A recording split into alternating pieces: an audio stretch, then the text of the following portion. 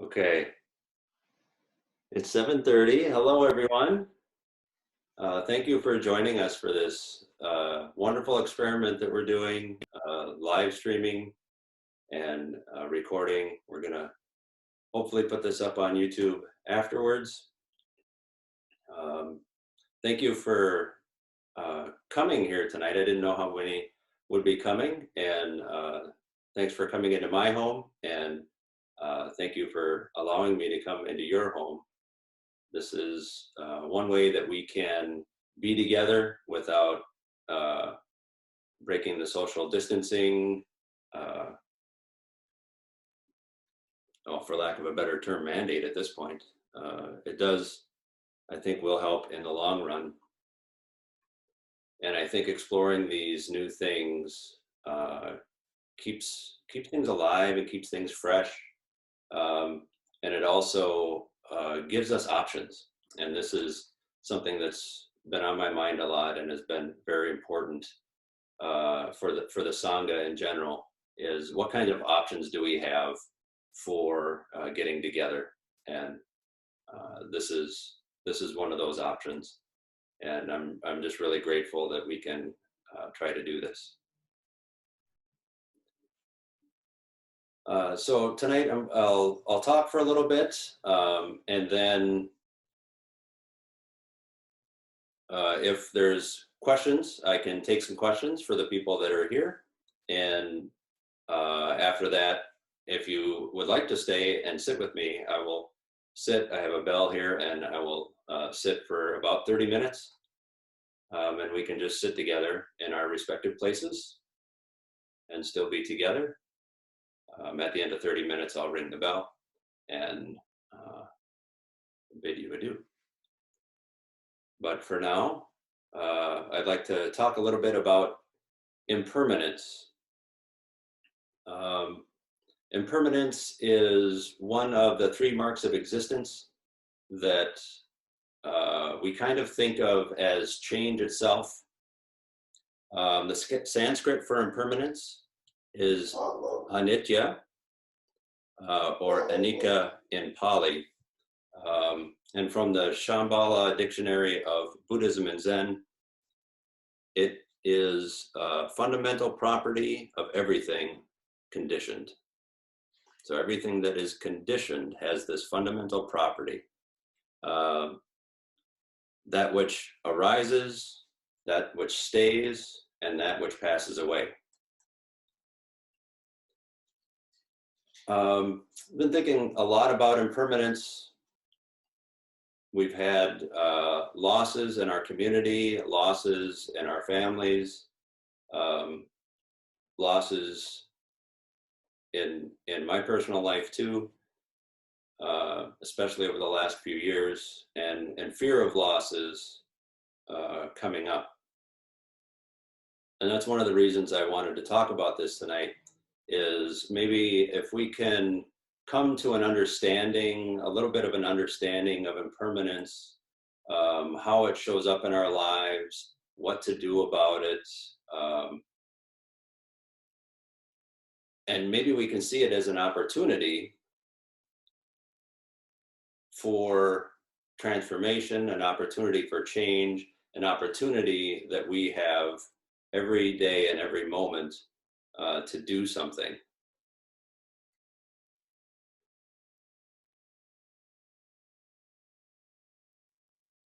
So impermanence to me isn't just change. Change is a result of this underlying condition of impermanence.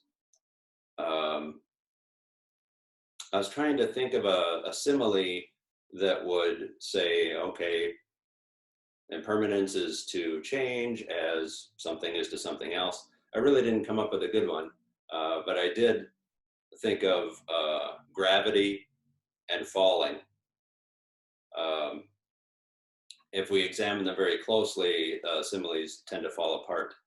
But I thought impermanence is the quality of existence that makes change occur. we kind of think of change as this thing. We kind of go through time, time is changing, things change along with it. But impermanence itself is like the motive force behind the change, the lubricant of time that moves things from one thing to the next.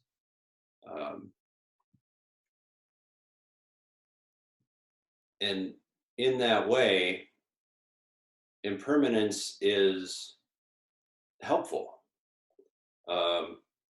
As we experience the world in our day-to-day lives, we tend to go from one moment to the next. Without impermanence, there would not be a next moment. There would only be the moment that we have, and there would be no change from one to the next. In many ways, in Buddhism, the moment that we have is the only moment. And the impermanence that underlies that and feeds through that allows what is here now to become something else. So, how is impermanence showing up in our lives today? We can kind of look around us and see some things that are very obvious. We can, especially with the coronavirus outbreak, we can see the numbers of people that are being affected by it increase and increase. And being a mark of existence, this impermanence and this change because of that causes us to suffer, causes us to have some anxiety about, oh, these numbers are increasing. Am I going to be affected? Is somebody I know going to be infected? What is going to happen? In the bigger picture, what is going to happen? Things are changing. I cannot know what the change is going to be. What is it?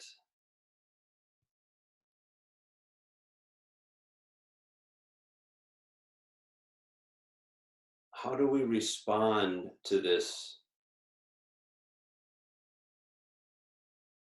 change? How do we respond to this underlying feeling of unease and suffering that we have?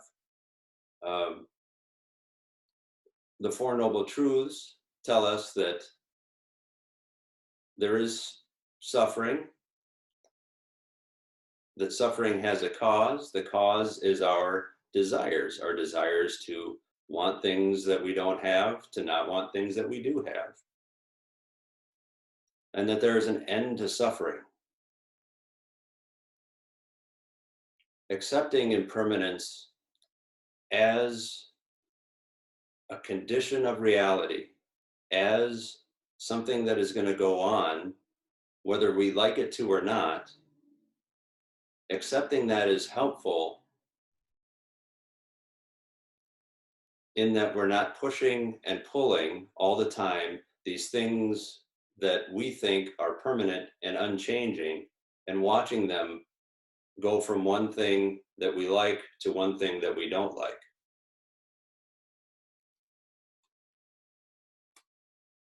Impermanence, for me, just this afternoon, to share an experience that I had, I was enjoying some peanut M&Ms with my partner, and I had a few, and all of a sudden I had this tickle in my throat, and I thought, oh, I know this one. This is just that I've had too much sugar,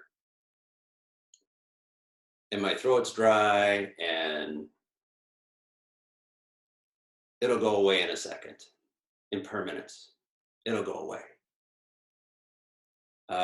It didn't, but it wasn't permanent because it got worse. It wasn't that something was stuck in my throat. It's just that whenever I breathed, there would be some kind of airway tickle, and it was very distressing. I can laugh about it now. I was not laughing earlier. And I'm thinking about, ah, I need to give this talk on impermanence. And here I'm having a moment of panic of what's happening, thinking that it's never going to end, thinking that uh, I might not breathe again. Is it the virus? Is it something caught in my throat? I have no idea what's happening. I don't know what to do about it. I tried water and milk and cough drops. Um, but I really wanted it to go away. But then I tried to take a minute and just feel the sensations in my throat, feel the fear and the raspiness in my lungs.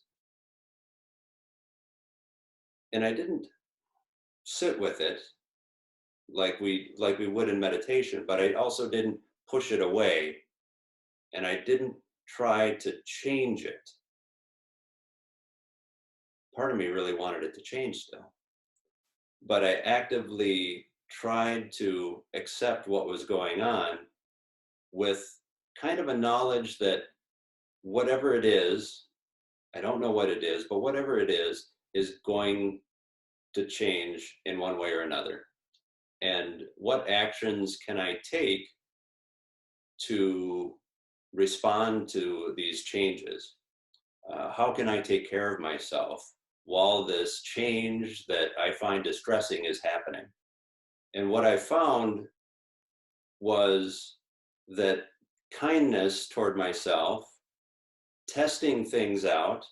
Oh, does standing up and walking around help? Well, no, that makes things worse. How about if I sit? How about if I cough loudly or blow my nose? These kinds of things. Some helped, some didn't. What is it that I can do to take care of myself? And when we have things like that that come up in our lives, these changing moments that decide that to take our attention, they come up. They seem immensely huge sometimes, and sometimes they're just minor annoyances. But what is it about that thing? Can I take a look inside myself and feel the quality with which I'm going to be present in this moment? Can I feel that? Can I express that somehow in kindness to myself, in kindness to those around me? If I'm coughing a lot, do I need to be in a room with a lot of people? Probably not. It might distress them. So maybe I'll isolate myself a little bit, but not too much. If I need help, I also want to be able to ask somebody for help. And if I'm too isolated, I'm not able to do that either.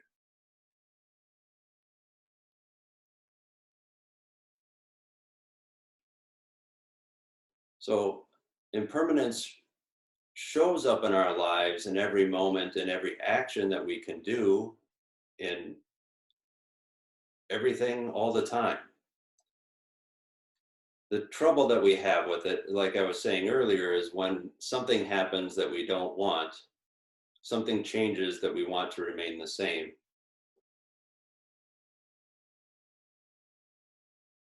But I want to propose that uh, impermanence can be an opportunity for us.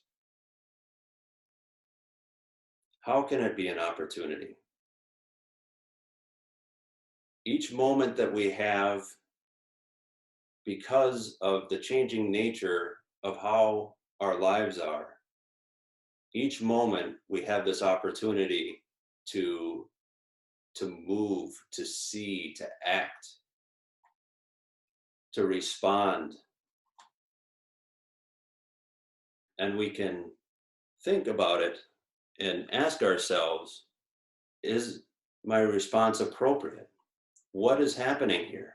Do I know what's happening here?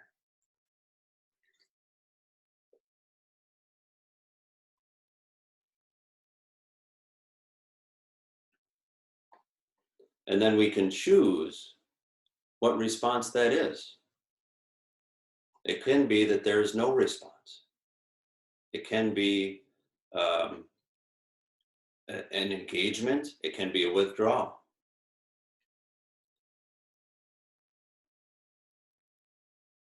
But impermanence as an opportunity, I guess at the same time, I don't want to minimize the kinds of things that are happening in the world today. I don't want to minimize the seriousness of the things that our society has been going through, the things that it's going through now, and the things that will happen in each of our lives that are very painful.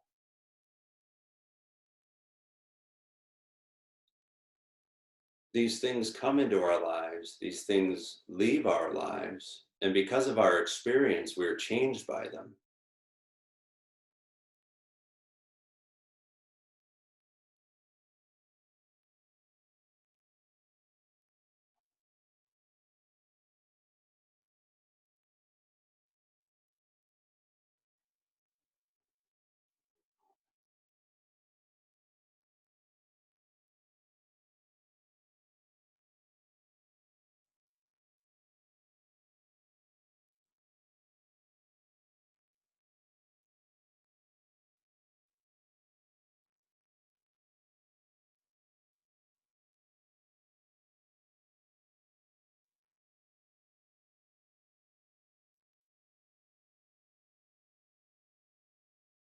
So, the ways that impermanence shows up for us and how we respond to it is kind of what we can do with our practice. Our practice is about seeing things as it is, accepting changes and seeing the change as it really is, as an effect of a condition that we can't control. And in seeing those things, can we let go of these things, our desires, these things that we want to happen?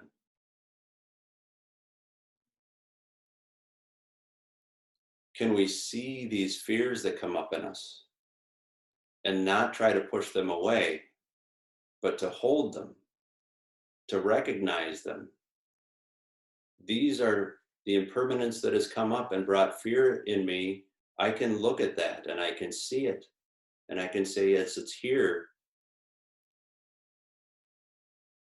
This is a suffering. This is a suffering of myself. And if I'm suffering, this is the same suffering that everybody goes through.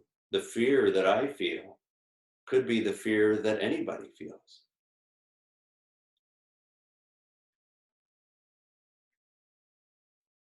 Knowing that things will come up, that they'll dwell for a time, and that they'll pass away.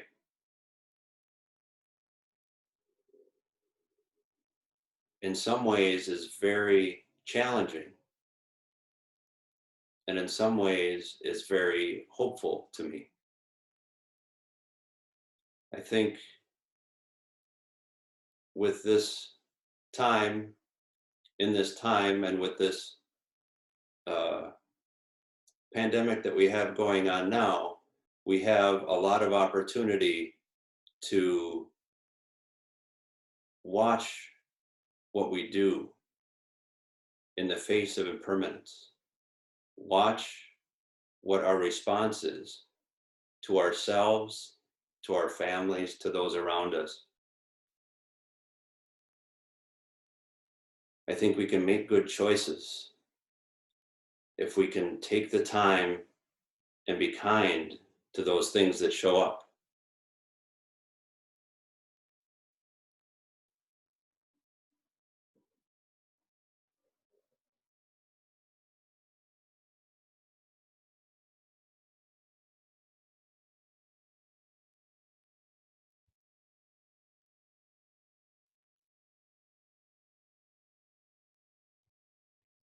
So thank you all.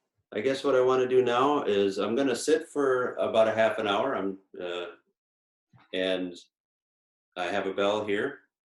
Um, I invite everybody that wants to sit with me.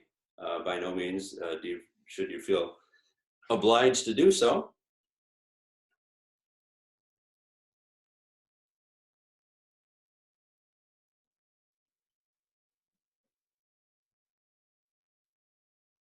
But before we do that, thank you all for coming.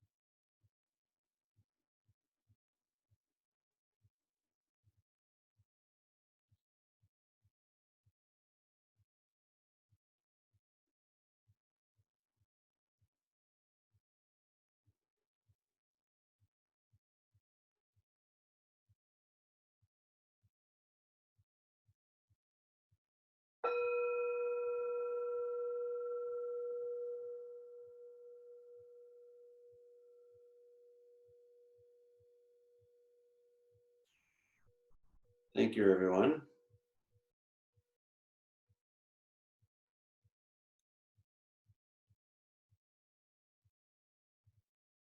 I don't know. I haven't ended the meeting. I don't know how this works. Thank you so much.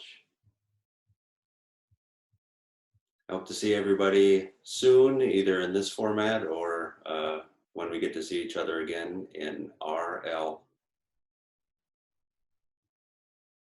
Well done. Thank you. And good Thank night. you, David. Yeah. Everybody have a good night. Bye.